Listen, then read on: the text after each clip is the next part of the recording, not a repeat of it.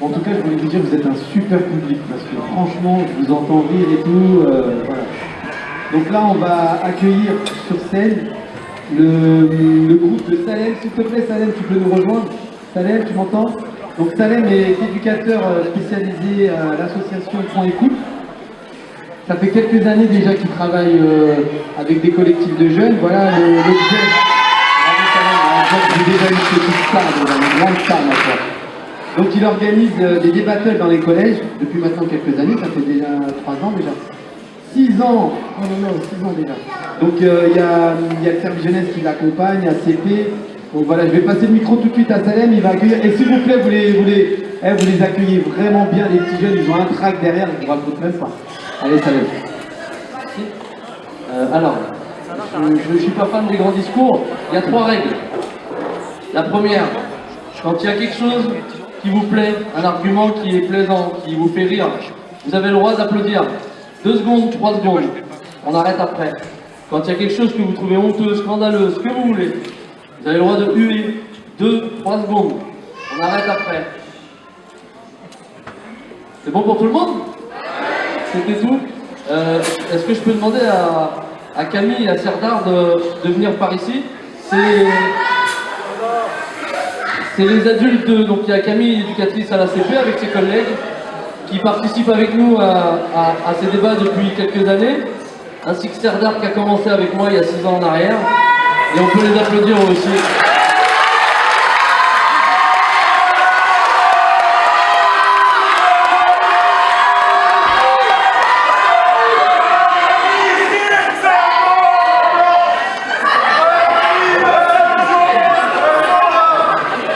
Voilà, donc là on a bien compris, 2-3 secondes et on arrête. Il va y avoir un débat ici devant vous. Soyez indulgents avec eux, c'est très compliqué, ils sont jeunes. C'est des collégiens, ex-collégiens ou des grands lycéens maintenant, mais ils ont quand même la pression derrière. Donc accueillez-les chaleureusement et vraiment accordez-leur du silence, s'il vous plaît. Merci. Vous pouvez venir débattre.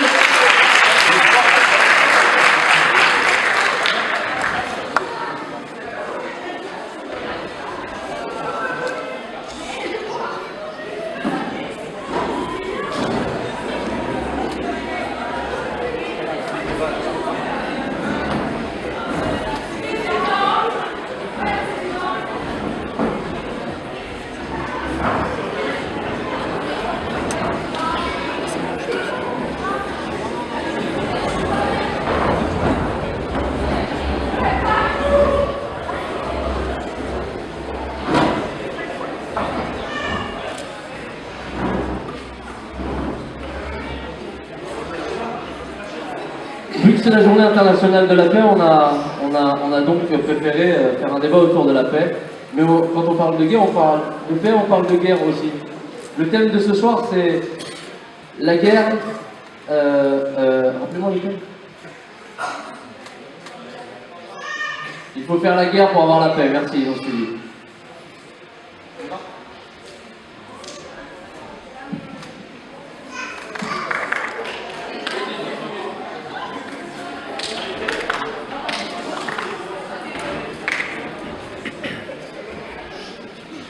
Alors, à leur demande, le débat, il va porter autour de la paix et de la guerre. On demande à un clan, à un côté, de défendre le fait qu'il faut faire la guerre pour avoir la paix.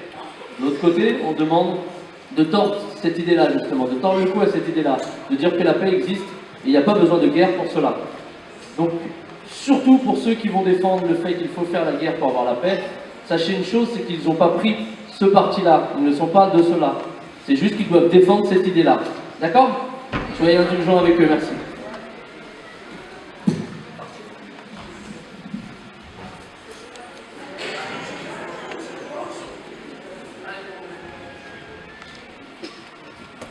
Tout d'abord, mesdames, messieurs, bonsoir.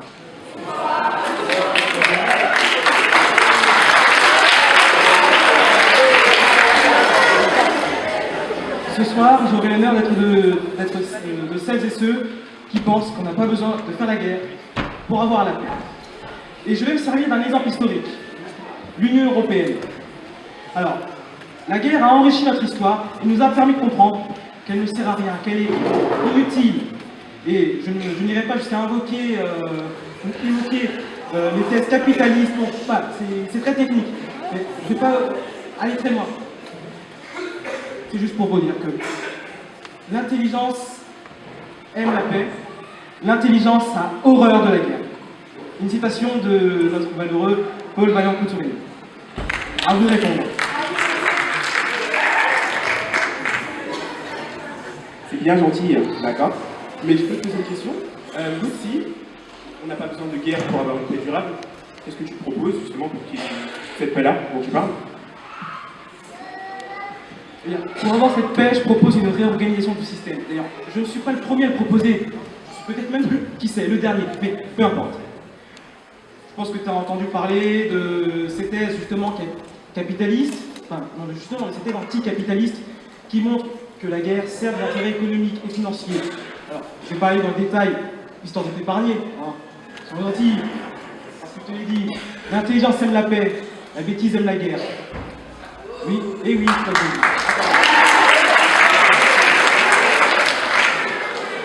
Donc, j'apprécie ton commentaire. Je vais maintenant justement te faire preuve d'intelligence, comme tu dis. Je ne sais pas si tu as remarqué, mais c'est souvent après des guerres ou des périodes dangereuses, justement, que ces textes dont tu parles, justement, c'est comme ça qu'ils sont rédigés. Tu vois, la Constitution, ce genre de texte. C'est justement après la guerre, les expériences tragiques qui ont eu lieu, que les sociétés se restructurent, tu vois. Et c'est sur ce genre de guerre que la Constitution dans laquelle on est maintenant est basée. Donc, justement, l'intelligence, c'est d'évoluer après la guerre, pas justement de faire comme si elle n'existe pas et n'est pas nécessaire. Donc on a la paix. À quel prix? À quel prix avons-nous la paix? À des millions de morts, des milliers de morts. Hitler, durant la Seconde Guerre mondiale, a décimé une population de juifs. Il y a eu le génocide des tziganes aussi. Ils sont morts pour la paix. C'est ça la guerre? C'est des morts en fait. Donc c'est ça l'intelligence de la guerre? C'est une très bonne question et je ne minimise pas ce qui s'est passé. Mais j'aimerais te rappeler que Hitler, avant de commencer la guerre, c'était un individu seul. Tu vois ce que je veux dire? Il a dû justement être arrêté. Si justement il n'y avait pas la guerre, Hitler il aurait continué ce genre de massacre. Il n'aurait pas pu avoir la paix que tu as maintenant. C'est parce qu'il a été combattu, c'est parce qu'il a été arrêté que tu peux justement en parler maintenant, comme si c'était un événement passé. Sans la guerre, il serait peut-être encore là, peut-être qu'il y aurait encore plein de gens qui seraient persécutés. Sachant que même sans la guerre, il y a encore des personnes qui souffrent maintenant. Donc,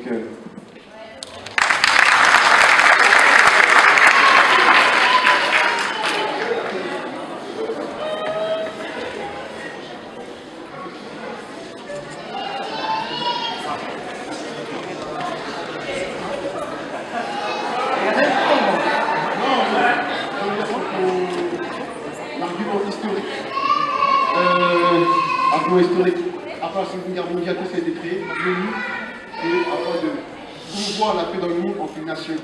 Donc, certes, donc en fait, ton argument historique n'est pas très valable, puisque c'est grâce à la guerre qu'on a pu créer des institutions mondiales dans tous les pays, afin de promouvoir la paix dans le monde. Donc, les arguments capitalistes, ça ne marche pas trop en fait.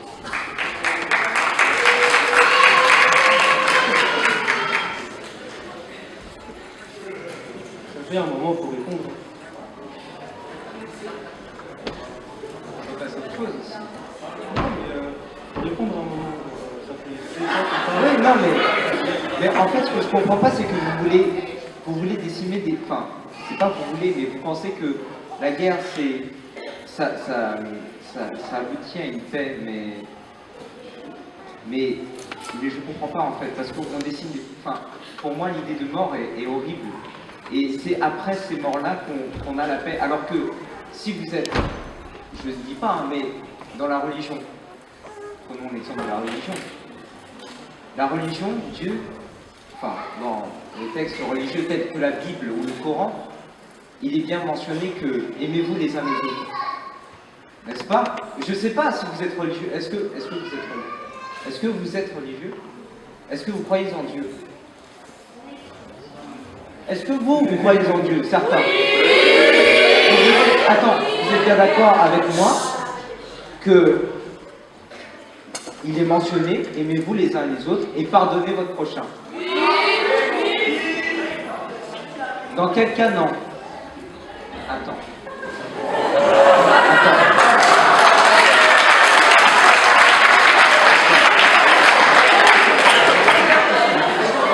savoir dans quel cas il dit de ne pas nous aimer. Parce que j'ai entendu des noms.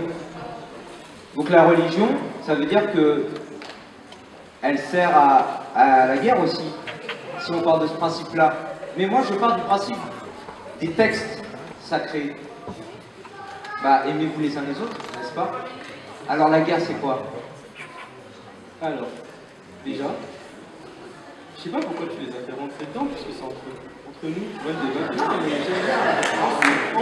Ensuite, si tu as besoin de l'appui du public, en fait, en disant des mots forts pour que le public réagisse, parce que tes arguments ils sont dits, en fait, faut arrêter.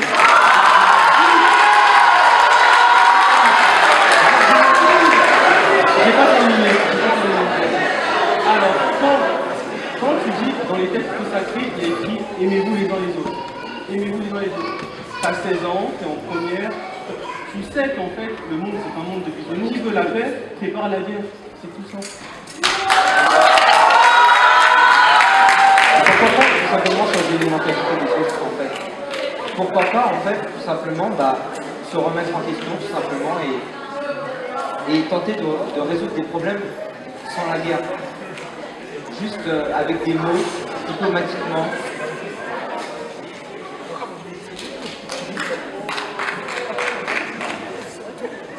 Non, on m'entend. Tu veux juste répéter ta phrase, ta question? Donc, pourquoi se préparer à la guerre? Pourquoi on ne peut pas juste communiquer avec l'autre? Pourquoi on ne peut pas parler diplomatiquement, essayer de lui faire changer essayer de discuter comme on fait là? Là, on ne se bat pas, on se bat avec des mots. Mais c'est une guerre verbale, déjà, pour commencer. Et parce que l'être humain, il bête. Et malgré ça, il y a eu des diplomates, parce qu'en 14-18, en 39-45, il y a eu des diplomates, mais ça n'a servi à rien. Ils se sont rendus compte que c'est quand ils ont fait la guerre, il y a eu la guerre du mouvement, donc la guerre de tranchées, ils se sont rendus compte que ça ne servait à rien ce qu'ils faisaient, et ils ont instauré l'armistice, la paix. Enfin, les gens qui faisaient la guerre, quoi. Les pays qui faisaient la guerre. Je réitère pour que tu comprennes mieux. Hein. Il n'a pas compris. En gros, ils se sont battus, donc ils ont fait une guerre, et cette guerre leur a permis de comprendre en fait qu'il fallait en fait qu'ils fassent la paix et qu'ils mettent le calme. Donc la guerre, en fait, ça leur a mis comme une grosse claque en fait. C'est comme une leçon de morale. Ça nous a fait comprendre qu'en fait, il fallait qu'on s'arrête et qu'on fasse la paix. C'est pour ça qu'aujourd'hui, il y a la paix en fait.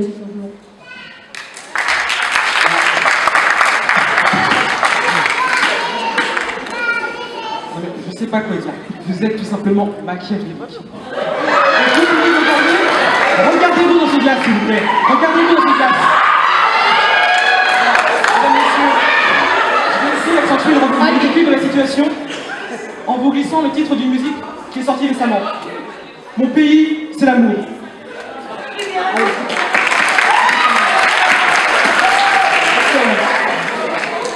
En fait,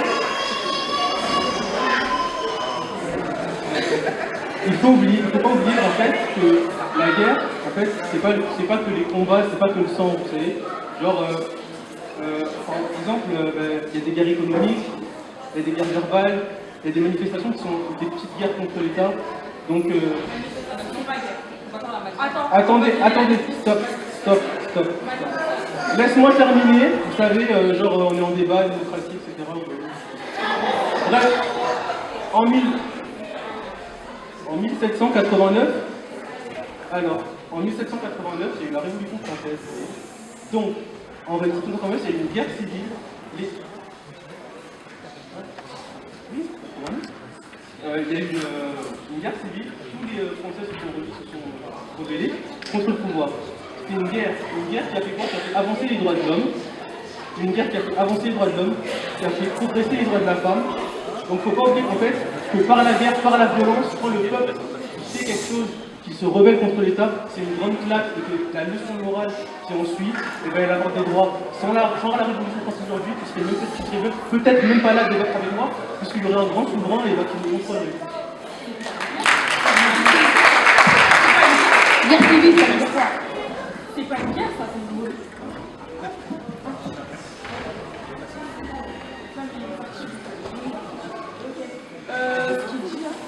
une guerre, ça, c'est une mobilisation. Il y a une différence entre guerre, mobilisation et les manifestations.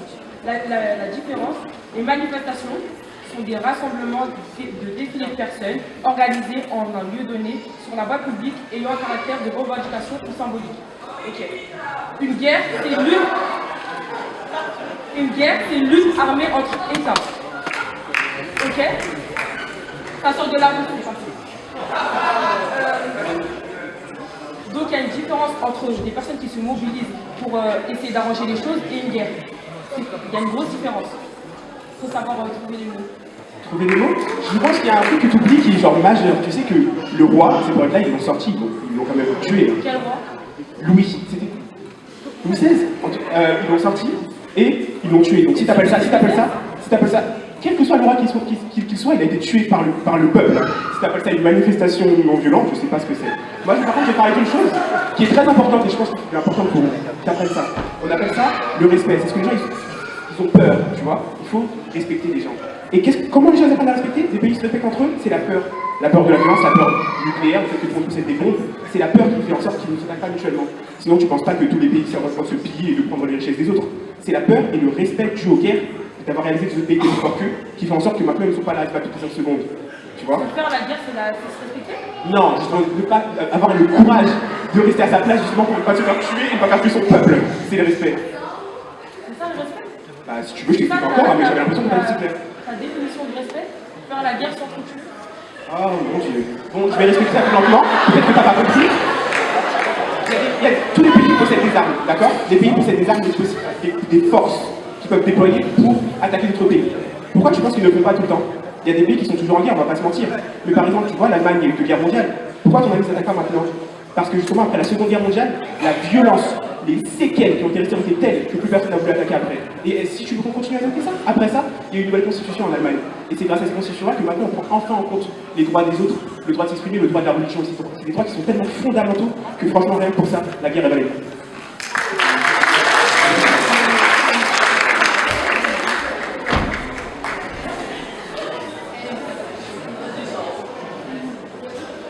La guerre, on essaie d'avoir un droit à la violence, ça c'est pas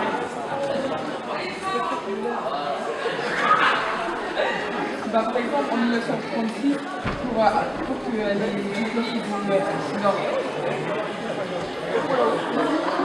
les ouvriers leur projet payé de 15 jours et une semaine de 40 heures, j'ai vu que les gens ils ont donné leur droit sans avoir recours à la violence.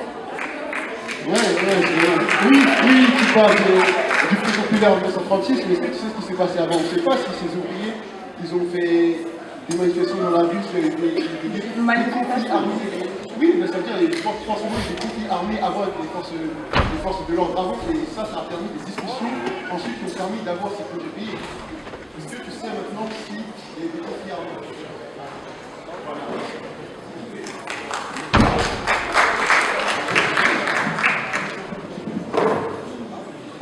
J'aimerais juste te faire remarquer aussi que lorsqu'il y a eu le pic du nazisme, entre 1939 et 1945, il y a eu des manifestations qui au début n'étaient pas violentes, des Allemands résistants, et ensuite ils ont été muselés par une force nazie, c'est-à-dire qu'il y avait plus les journaux qui étaient censurés, voilà, et toute personne qui manifestait était arrêtée ou tuée. Justement, en fait, c'est là où tu te rends compte que des fois la communication c'est pas tout, tu vois, il faut passer à l'action. Parce que les gens ils respectent les actions, les mots c'est quelque chose, mais c'est quand t'agis qu'on voit que ce dont t'es fait, tu vois. Et c'est grâce au courage de ces personnes-là qui ont parti risquer leur vie, qui étaient prêts à se battre pour la paix, qui méritent de se battre pour, que maintenant on peut avoir des personnes qui peuvent croire en toute liberté. Je trouve que c'est respectable.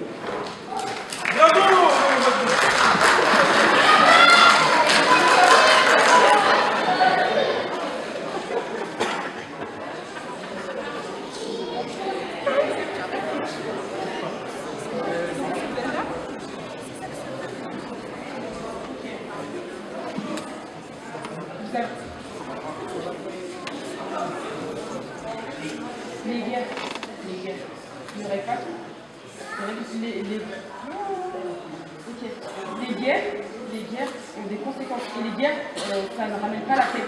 On va donner un exemple. Les terroristes. Il y a plusieurs soldats, plusieurs pays qui se sont mobilisés, qui font une guerre contre les terroristes. Mais est-ce que ça empêche les terroristes de continuer à faire un crime, à continuer à tuer les gens? Est-ce que ça les empêche? Ça les empêche pas, on est d'accord, hein? Merci. Donc la guerre, au final, ça crée une guerre, mais il n'y a toujours pas de paix. Donc la guerre ne sert à rien, strictement à rien. Strictement à rien.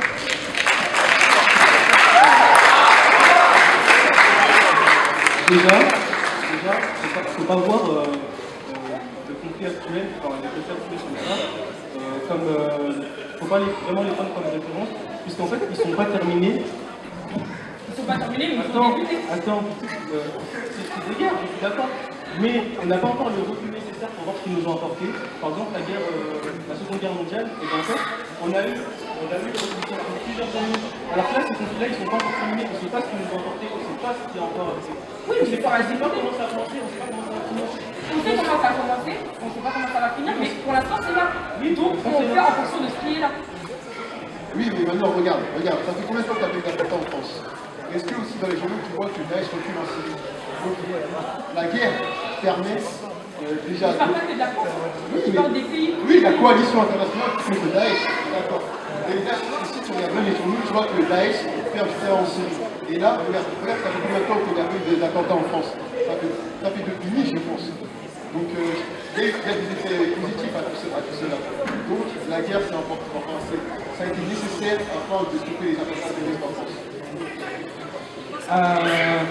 Que dire à ça? Alors, de 1, vous avez oublié les récents attentats, hein, celui de Trèbes, de Carcassonne. Alors, ça fait un peu mal de les rappeler, mais je dois le faire afin de corriger les choses. Je me permets de faire cela. Et deuxièmement, alors tu nous dis que la guerre nous a permis, tu nous as dit que la guerre nous avait permis de réduire le risque. Mais c'est une manière de voir la chose. Mais je trouve que des géopolitiques et des diplomates de renom, je ne vais pas les citer parce que je me souviens pas trop de leur nom, mais je me souviens de leur dire, et je vais finir ce que je suis en train de dire, c'est que le modèle de guerre est en train de changer. Et aujourd'hui, la menace, elle est beaucoup plus... Elle est discrète. On ne peut plus prévoir. Avant, on avait un grand groupe, une espèce de grosse armée.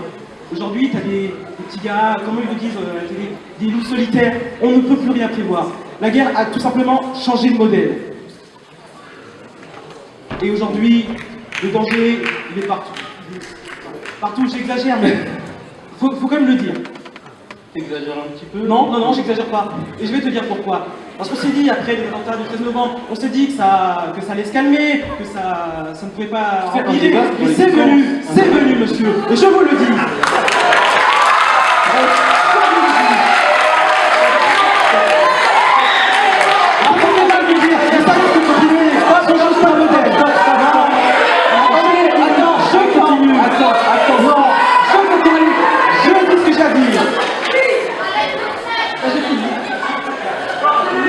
Ok, alors des diplomates dont j'ai oublié le nom, c'est pas une source fiable, excusez-moi. Donc, on me dit c'est des rumeurs, donc c'est pas une source fiable, je suis désolé. J'aimerais juste...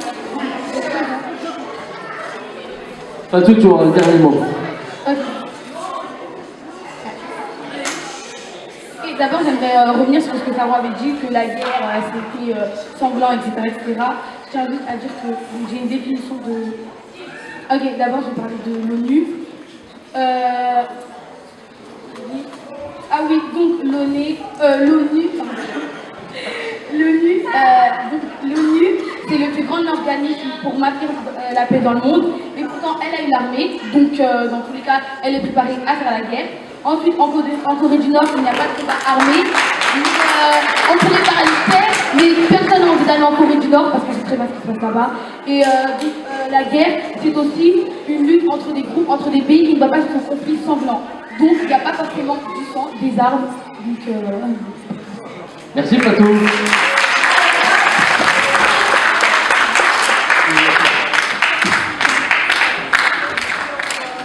Je crois qu'on peut les applaudir déjà.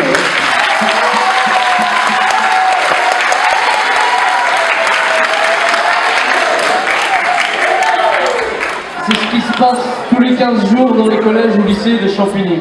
Et ça dure 45 minutes, et pas 25. On remercie Ryan.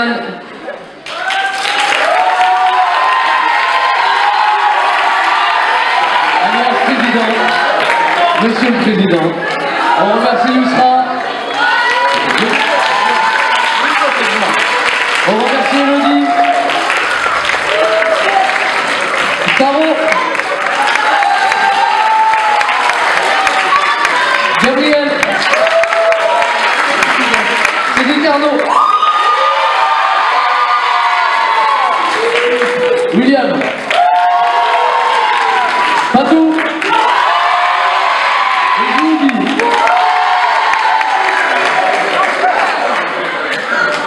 Merci à tout le monde, fin du débat, bonne soirée à tout le monde.